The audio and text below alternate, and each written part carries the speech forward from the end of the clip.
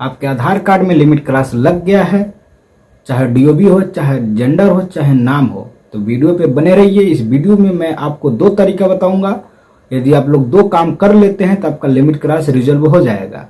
और आपको 2 काम वह तब करना है जब आपके पास डॉक्यूमेंट सब रेडी रहेगा तब, ठीक है। तो डॉक्यूमेंट के साथ क्या हुआ 2 काम करना है जिससे आपका लिमिट क्लास हट जाएगा, मैं आप लोगों को इस वीडियो में यही बताऊंगा। क्योंकि वही 2 काम के वजह से देखिए इनका भी डीओबी लिमिट क्लास हट गया। ये देखिए ना, ये स्लिप है, इनका भी रिजॉल्व हो गया। ये दूसरा डाटा, इनका भी डीओबी लिमिट क्लास रिजॉल्व हो गया। ये देखिए नाम लिमिट क्लास है, इनका भी रिजॉल्व हो गया। ये इनका जेंडर लिमिट क्लास है, देखिए इनका भी रिजॉल्व हो गया। केवल उसी 2 काम की वजह से। वही 2 काम आपको अपने डॉक्यूमेंट के साथ करना है जिससे आपका लिमिट क्लास 100% जनरेट हो जाएगा। यदि किसी का डाटा बहुत दिनों से बार बार अपडेट कराने के बाद भी डाटा रिजेक्ट हो रहा है और स्टेटस हैंडलिंग प्रोसेस बोल के रिजेक्ट हो जा रहा है, कई बार ऐसा होता है कि डाटा उनका 1 महीने के बाद भी रिजेक्ट हो जाता है। कितना लोगों का 3 महीने लास्ट तक जाके रिजेक्ट हो जाता है। उन लोगों को मैं बताना चाहूँगा कि यदि वो लोग वीडियो को देख रहे हैं तो अच्छे से वीडियो को समझेंगे। मैं क्या हुआ 2 काम बताऊंगा अपने डॉक्यूमेंट के साथ करने के लिए। केवल आपको 2 काम करना है। यदि आप लोग अच्छे से वीडियो पे 2 काम करते हैं, आप लोग साल भर से 2-2 साल से परेशान है, रीजनल ऑफिस, आधार सेंटर, बहुत सब जगह जा चुके हैं, डाटा रिजेक्ट हो जा रहा है, तो आप लोग इतना काम कर लिए तो नहीं थके। केवल इस वीडियो को आप लोगों को वॉच करना है, चैनल को सब्सक्राइब करना है और जो भी सुझाव हो कमेंट करके मेरे वीडियो के कमेंट में पूछ लेंगे, मैं आपको उनका जवाब दे दूंगा। सबसे पहले मैं यही कहूँगा कि वीडियो पे नए हैं तो चैनल को सब्सक्राइब करें और वीडियो पे कमेंट करें, जो भी सुझाव हो कमेंट करें आधार रिलेटेड, ठीक है।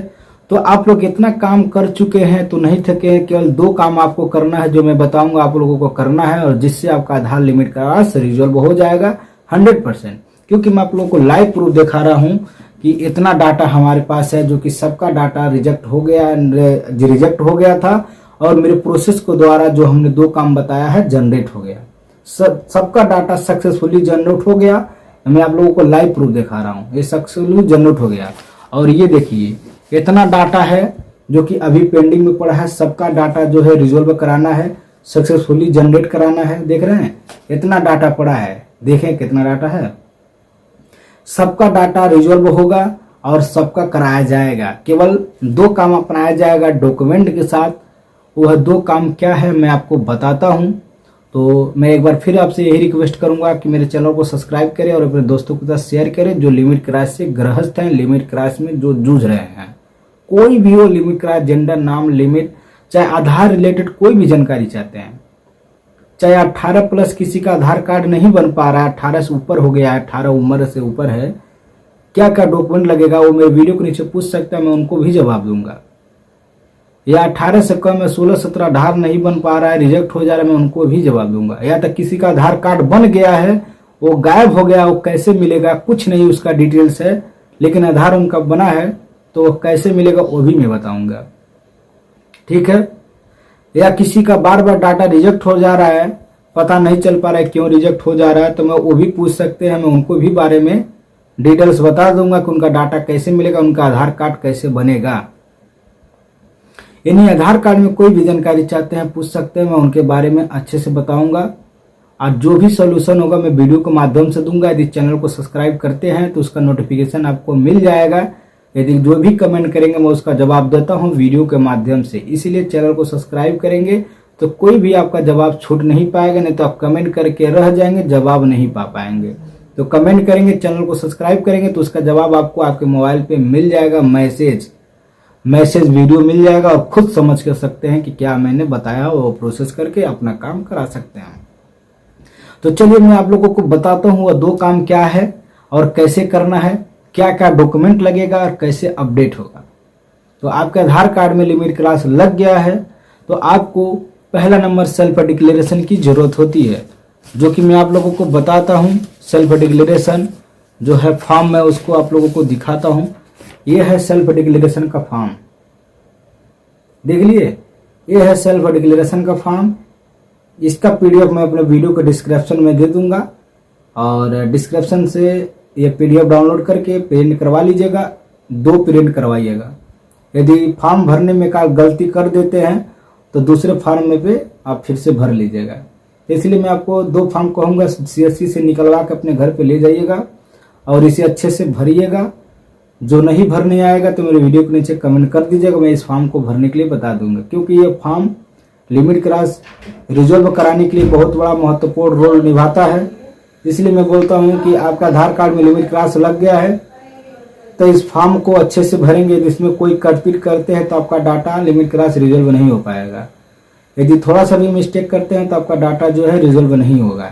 इसलिए मैं आपसे यही कहूँगा कि आप जब भी कोई भी डाटा रिजॉल्व कराएं तो सेल्फ डिक्लेरेशन को पहले अच्छे से भरें। यदि इसमें कोई भी गलती करते हैं तो आपका जो भी डाटा सही से नहीं होगा और रिजेक्ट हो जाएगा। तो पहला नंबर, सेल्फ डिक्लेरेशन को आपको अच्छे से भरना है, कोई गलती ना करें, ठीक है। और उसके बाद आपको सेल्फ डिक्लेरेशन के साथ यदि आपका DOB लिमिट क्रॉस है तो आपको बर्थ सर्टिफिकेट को SDM ऑर्डर के थ्रू बनवाना है, ठीक है। और SDM ऑर्डर यदि आप नहीं बनवा पाते हैं तो आप अपने तहसील पे चले जाइएगा, किसी वकील के माध्यम से आप उनके माध्यम से पूछ लीजिएगा कि मुझे SDM ऑर्डर करवाना है और मुझे जन्म प्रमाण पत्र बनाना है। तो हर वकील साहब लोग जानते हैं, आपका मदद करेंगे और कुछ चार्ज हो सकता है, कुछ फीस वगैरह ले। अब वकील का जो क्या फीस है तो मैं नहीं जानता हूँ। आप वहाँ पे जा कर के अपने तहसील में वकील से संपर्क करेंगे, वो आपकी SDM ऑर्डर के थ्रू आपका जन्म प्रमाण पत्र बनवाने का कष्ट करेंगे। वो नहीं बनवाते हैं पर वो आपको ऑर्डर करवा देते हैं। वो ऑर्डर आपके ब्लॉक पे आता है, आपके ब्लॉक के जो अधिकारी जन्म प्रमाण पत्र बनाने वाले हैं तो वो आपका जन्म प्रमाण पत्र जारी करते हैं। जो भी समय लगेगा आपको बता दिया जाएगा, लगभग 10 से 15 दिन, 1 हफ्ते के अंदर अंदर आपका जन्म प्रमाण पत्र बना दिया जाता है। तो ये काम यदि आप खुद जानते हैं तो खुद जाकर के SDM ऑर्डर दरखास्त लिख करके करा सकते हैं और आपका ब्लॉक पे वो रिपोर्ट आएगा, वो दरखास्त आएगा तो यहाँ के जन्म प्रमाण पत्र बनाने अधिकारी आपका डाटा तैयार करेंगे, जन्म प्रमाण पत्र। फिर वो आधार कार्ड का जन्म प्रमाण पत्र आपका तैयार कर देंगे। तो आपको फिर एक दूसरा काम करना है, आपका जो पुराना डॉक्यूमेंट है क्या है, यदि आपका बर्थ सर्टिफिकेट होगा तो उसको कैंसिल कराना होगा, ये क्लियर होगा। ये इसको आपको ध्यान में रखते हुए काम कराना है। तो यदि आप पिछली बार हाई स्कूल के मार्कशीट से करवाएंगे तो इस बार आपको जन्म प्रमाण पत्र बनवाना होगा। यदि पिछले बार जन्म प्रमाण पत्र बना करके आपने DOB सुधार करवाया है तो इस बार फिर से भी जन्म प्रमाण पत्र बनवाना होगा।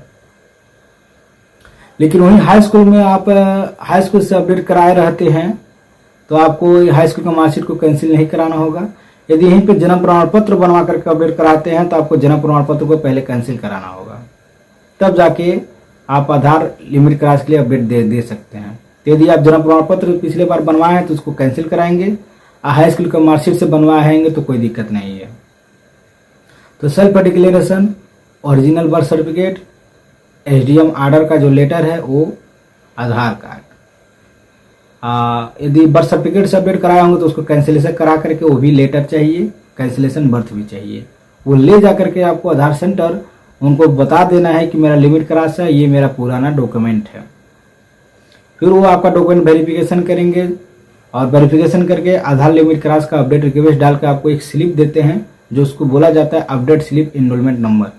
वह स्लिप आपको घर पे लेके आना है, उसको स्कैन करके PDF बनाना है, सेल्फ डिक्लेरेशन को भी बनाना है और आधार कार्ड को भी बनाना है, बर्थ सर्टिफिकेट ओरिजिनल बनाना है, SDM लेटर को भी बनाना है।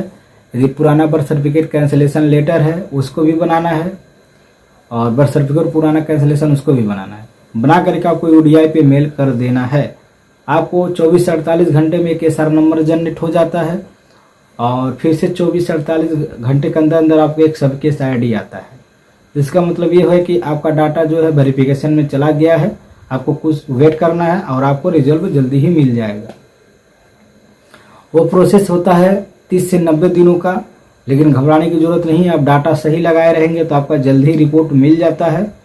फिर आपको जब सब केस SR नंबर जनरेट होने के बाद आपको अपने मोबाइल नंबर से एक CPG ग्राम पोर्टल ID बनाना है। ID बनाने के बाद जो भी डिटेल्स मांगा जाएगा, आपको OTP वगैरह लिया जाएगा। डिटेल्स जो मांगेगा CPG ग्राम आपका आपके मोबाइल नंबर के थ्रू ही ID बन जाती है CPG ग्राम पे। फिर आपको CPG ग्राम ID को लॉगिन करके एक आधार सर्विसेज देखेगा, उस पर जो आपने ODI पे जो डॉक्यूमेंट मेल किया है वही सेम डॉक्यूमेंट आपको CPG ग्राम पे भी अपलोड कर देना है। जो डिटेल्स मांगेगा उसको आपको देना है, अपलोड करना है। फिर आपको 3 से 4 दिन के बाद CPG ग्राम पे भी स्टेटस चेक कर सकते हैं और UDI की तरफ से भी आपको मेल आ जाएगा। यदि CPG ग्राम पर जिसको आईडी बनाने में कोई दिक्कत होती है और कंप्लेन करने में कोई दिक्कत होती है, वो वीडियो के नीचे कमेंट करेंगे, मैं उनकी हेल्प करूंगा और आईडी बनाने का कृपा करूंगा। कैसे बनता है मैं उनको बनाने का तरीका बता दूंगा और कैसे कंप्लेन होता है वो भी मैं बता दूंगा। CPG ग्राम पर यदि कंप्लेन करते हैं तो आपको कार्रवाई जल्दी होगा, क्योंकि गवर्नमेंट का पोर्टल है, लॉन्च किया गया है, उस पर सर्विसेज पे कंप्लेन की जाती है, जिसका डाटा बार बार रिजेक्ट होता है, कार्रवाई होने में थोड़ा समस्या होती है। तो आप उस पर कंप्लेन करके कार्रवाई जल्दी से करवा सकते हैं। यदि आप डॉक्यूमेंट सही लगाए रहेंगे तो आपका काम हो जाएगा। और अधिक जानकारी के लिए मैं आपको कहूँगा 1947 पे भी बात कर सकते हैं। और अभी तक मेरे चैनल को सब्सक्राइब नहीं किया तो मेरे चैनल को सब्सक्राइब करेंगे। आधार रिलेटेड कोई जानकारी चाहते हैं तो मुझसे पूछ सकते हैं, मैं बताने का कष्ट जरूर करूँगा। चैनल को सब्सक्राइब करिएगा। जय हिंद दोस्तों।